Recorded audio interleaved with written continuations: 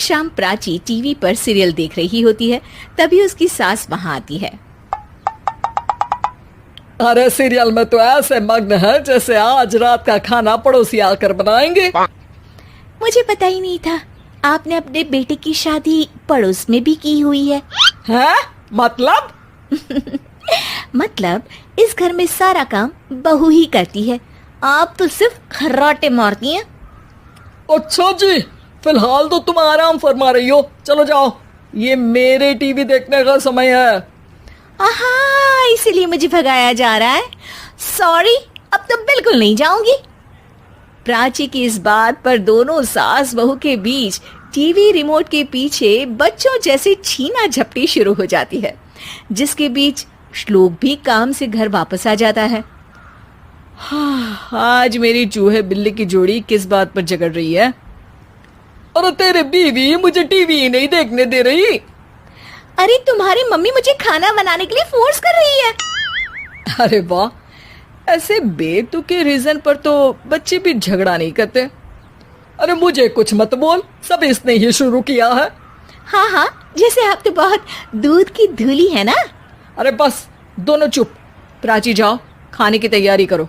और माँ तुम छोड़ो, तुम्हें क्या बोलूं, शांति से अपना सीरियल देखो, मुझे दोबारा लड़ने की आवाज सुनाई नहीं देनी चाहिए। ऐसा बोलकर श्लोक वहां से चला जाता है, जिसके पीछे पीछे प्राची भी कुछ न कुछ बड़बड़ाते हुए रसोई में चली जाती है।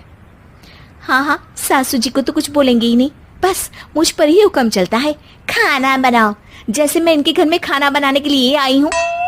इसी तरह शाम बीतती है और रात को श्लोक और प्राची की सास खाना खाकर सोने चले जाते हैं, लेकिन प्राची गुस्से में कुछ खाए बिना काम में ही लगी रहती है। इस घर में किसी को घंटा फिक्र नहीं पड़ता, मैं खाऊं या भूखी रहूं। प्राची कुछ देर के लिए रसोई से बाहर जाती है और जैसे ही वापस आती है तो वहां दूध का भरा ग्लास देखकर हैरान रह जाती है। फिक्र पूरी है, बस दिखाना नहीं है। प्राची दूध पीकर सोने चली जाती है और अगली सुबह एक बार फिर सास बहू का कार्टून नेटवर्क स्टार्ट हो जाता है। ये तुमने ही किया है।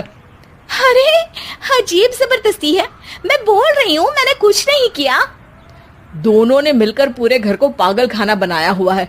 यहाँ कोई नॉर्मल इंसान तो रह ही नहीं सकता, इसीलिए अब पड़ोसी क्या रिश्तेदार भी घर आने से कतराते हैं। और सुन बेटे, तू भी चंगा, तेरी माँ भी चंगी, तेरी बीवी भी चंगी, रिश्तेदार। हाँ जी, आपको नहीं पता क्या, गंगाधर ही शक्तिमान है, रिश्तेदार ही। हाँ हाँ, बस समझ गया। कभी जानवरों जैसे लड़ेंगी तो कभी जुगलबंदी करेंगी। भाई मैं आप दोनों के बीच में नहीं फंसना चाहता।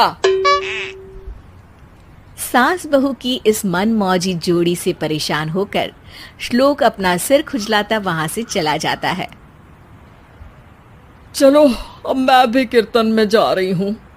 इस पर जैसे ही सास कमरे में अपना पर्स लेने जाती है तो वहां नाश्ते की प्लेट रखी देख मुस्कुराने लगती है और नाश्ता करके घर से बाहर निकलते हुए कुछ पैसे टेबल पर रख जाती है, जिसके कुछ देर बाद सिलेंडर वाला घर आता है। ओ मुरी मैया, मैं सिलेंडर के बारे में तो बिल्कुल भूल ही गई थी। घर खर्च के सारे पैसे भी मम्मी के पास है और श्लोक से बोला तो उल्टा 4 बात सुनाएंगे।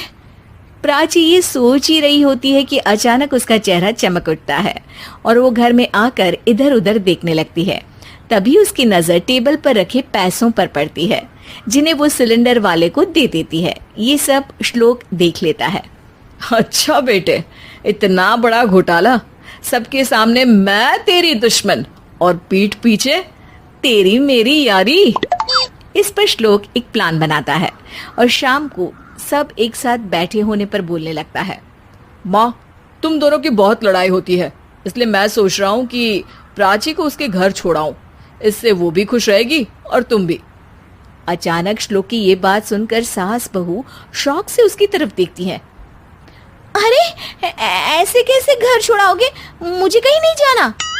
अरे तुमने बोला नहीं पर मैंने सुन लिया, तुम्हें मम्मी के साथ रहना अच्छा नहीं लगता, मुझे पता है।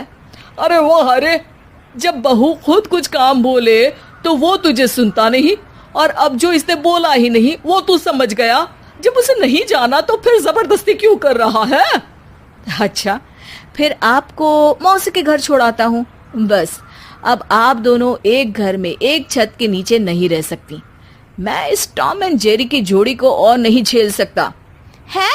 ऐसे कैसे नहीं रह सकते?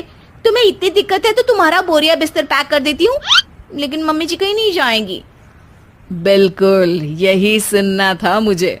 अगर दोनों में इतना ही प्यार है फिर हर वक्त ये लड़ाई का नाटक क्यों करती हो? देखा मैंने कैसे माँ किचन में दूध रखती है और तुम उनके लिए कमरे में नाश्ता रखती हो, और कैसे वो पहले ही तुम्हारी दिक्कत समझकर घर में पैसे रखकर बाहर जाती है।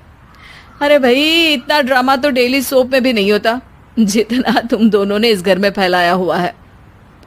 तू हमें टॉम एंड जेरी बोलता है ना, तो याद कर वो दोनों भी एक दूसरे को बाहर वालों की बुरी नजर से बचाने के लिए हमेशा सबके सामने लड़ते थे, लेकिन अकेले में दिक्कत के समय मदद भी तो करते थे।